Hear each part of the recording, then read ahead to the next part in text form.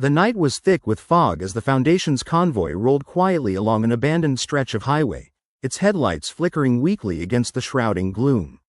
Inside the armored vehicle, Agent Reyna glanced at her watch, 3:13 a.m., and then out the small window, where shadows danced unnaturally across the roadside.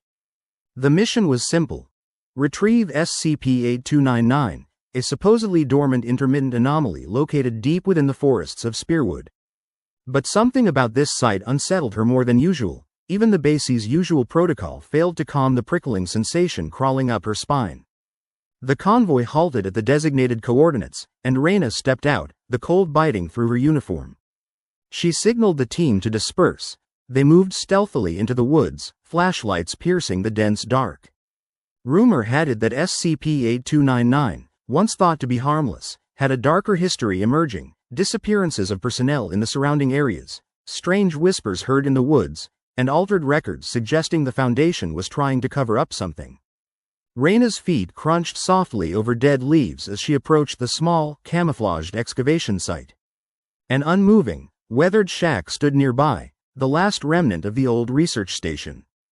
The air around it felt suddenly heavy, as if charged with a sinister static.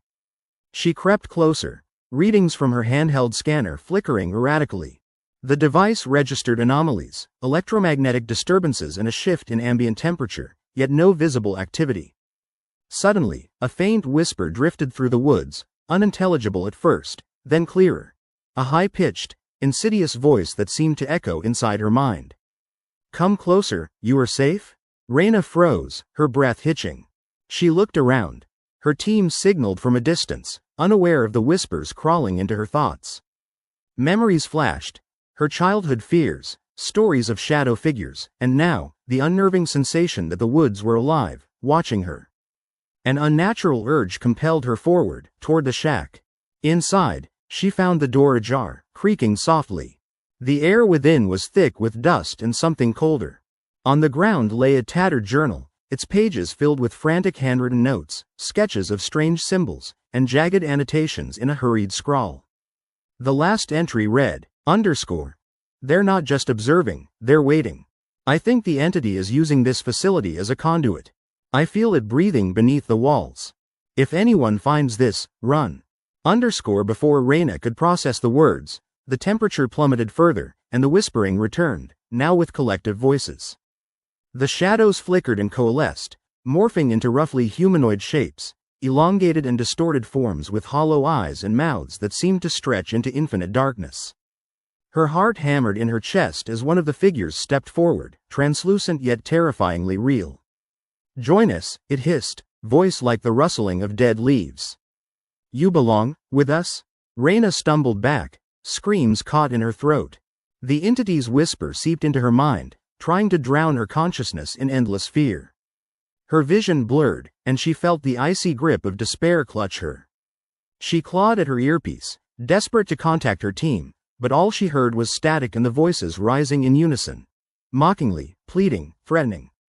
Realizing she was losing herself to the entity's influence, she fought against the mental assault, recalling the Foundation's protocols and the core belief to resist at all costs. She gritted her teeth and focused on the simple truth. She was an agent, trained to confront nightmares, not succumb to them. Summoning her last reserves of strength, Reyna tore herself free from the creeping shadow's grasp, gasping as she stumbled out of the shack into the night. The whispers pursued her into the woods, echoing around her until she broke into the clearing where her team waited, pale and alarmed. "Worthless," a voice slithered through the darkness, then dissolved into silence. Back at the convoy, thermal scans and audio recordings revealed nothing. No trace of the entity's physical form remained.